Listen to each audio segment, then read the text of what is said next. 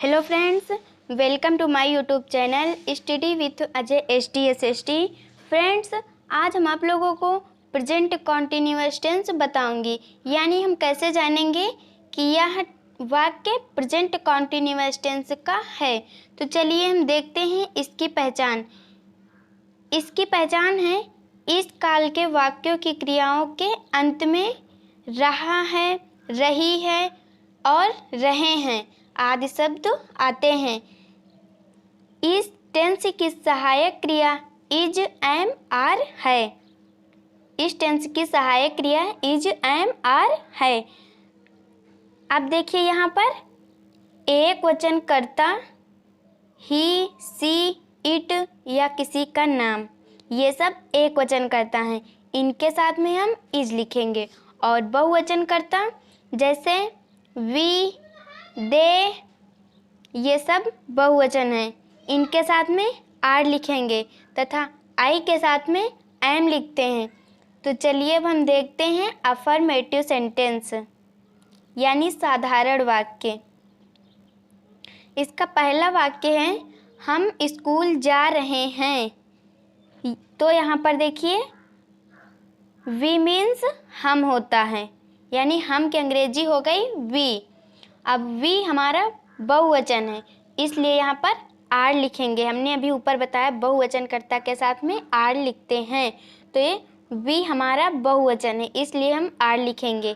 अब यहाँ पर जाना की अंग्रेजी होती है गो, लेकिन हमें आईएनजी फॉर्म का प्रयोग करना है, क्योंकि कॉन्टिन्यूअस टेंस में वर्ब की आईएनजी फॉर्म का प्रयोग किया जाता है। तो इसलिए यहाँ पर गोइंग हो गया। अब कहाँ को जा रहा है? School, to school. देखिए कहीं को जाया जाता है तो उससे पहले टू लगता है, तो इसलिए यहाँ पर टू लग गया। We are going to school. अब इसका दूसरा वाक्य है वह खाना खा रहा है। वह खाना खा रहा है, तो यहाँ पर वह की अंग्रेजी हो गई ही। ही मीन्स वह होता है। अब ही हमारा एक वचन है, इसलिए यहाँ पर इज लिखेंगे। खाना का होता है यानी खा रहा है, ईट, तो इसमें आईएनजी फॉर्म का प्रयोग किया गया, eating the food. He is eating the food. अब दूसरा वाक्य है मैं आगरा जा रहा हूँ। तो यहाँ पर देखिए मैं की अंग्रेजी हो गई आई। अब आई के साथ में एम, अभी हमने ऊपर बताया कि आई के साथ में एम, तो आई के साथ में हमने एम लिखा। गो मीन्स जाना होता है, पर एनजी फॉर्म का प्रयोग किया गया तो हो गया going to Agra. I am going to Agra. अब चलिए हम निगेटिव सेंटेंस देखते हैं।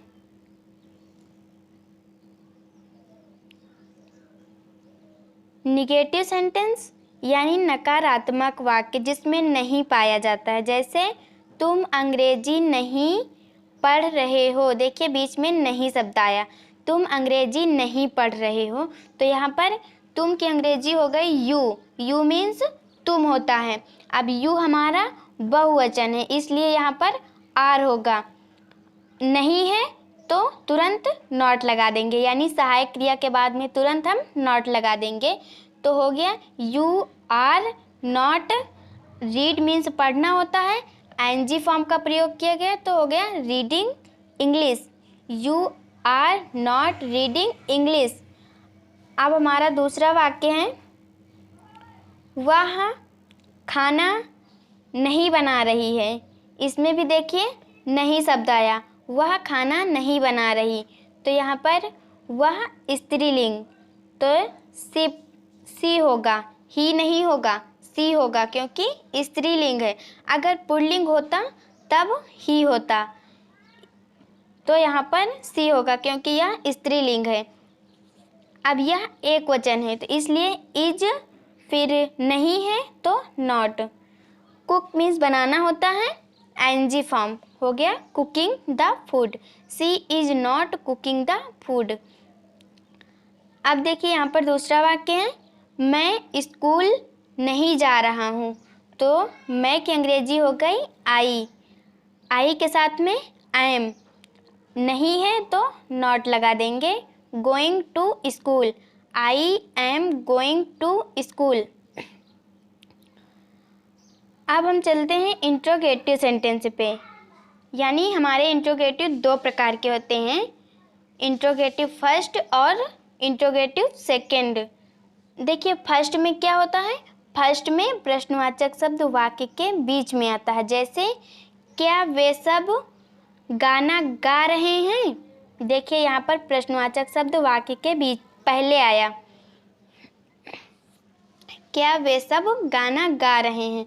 तो यहाँ पर हम प्रश्नवाचक शब्द की अंग्रेजी सबसे पहले नहीं लिखेंगे, उस टेंस की सहायक क्रिया सब्जेक्ट के अनुसार सबसे पहले लिखेंगे।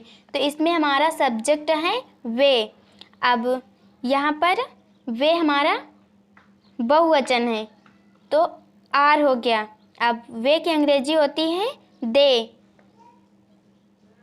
गा रहे हैं, सिंगिंग ए सॉन्ग, यानी क्या वे सब गाना गा रहे हैं।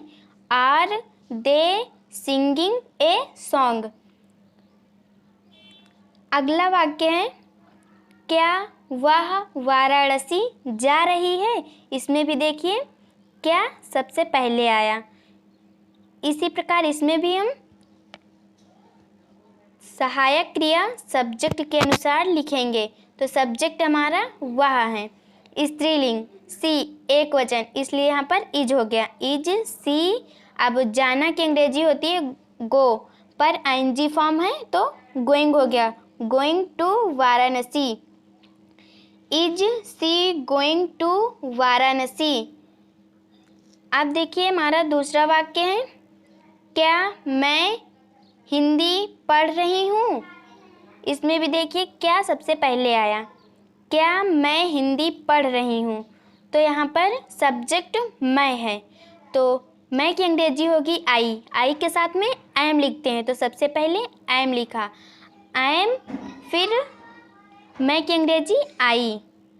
अब रीड मीन्स पढ़ना होता है, आईएनजी फॉर्म का प्रयोग किया गया तो reading Hindi, I am I reading Hindi.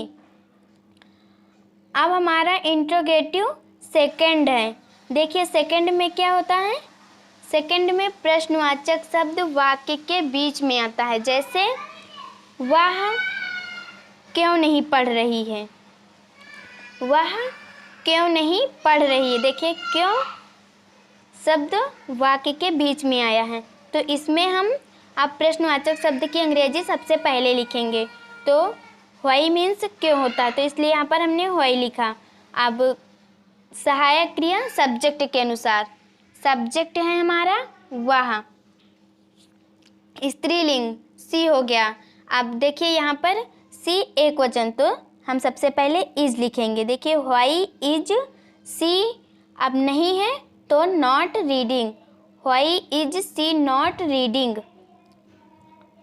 दूसरा वाक्य है तुम्हें कौन पीट रहा है, तुम्हें कौन पीट रहा है, कौन, हु मीन्स कौन। हु वाले वाक्य में सब्जेक्ट नहीं होता है, यहाँ पर हमने सबसे पहले हु लिखा। अब सहायक क्रिया इज, पीटना का होता है बीट, पर आईएनजी फॉर्म का प्रयोग करना है तो हो गया बीटिंग यू। तुम्हें कौन पीट रहा है, हु इज बीटिंग यू। दूसरा वाक्य है वह रामायण क्यों पढ़ रही है, वह रामायण क्यों पढ़ रही है। तो इसमें भी प्रश्नवाचक शब्द वाक्य के बीच में आया है तो इसकी अंग्रेजी हम सबसे पहले लिखेंगे क्योंकि अंग्रेजी हो गई व्हाई। वह स्त्रीलिंग है तो इसलिए यहाँ पर सी हो गया, व्हाई इज सी, क्योंकि सी एक वचन है इसलिए यहाँ पर इज हो गया, why is she reading the Ramayana. I hope दोस्तों कि आप लोगों को प्रेजेंट कॉन्टिन्यूअस टेंस अच्छी तरह से समझ में आ गया होगा। तो इसे अपने दोस्तों में अधिक से अधिक शेयर करिएगा और लाइक करना बिल्कुल न भूलिएगा।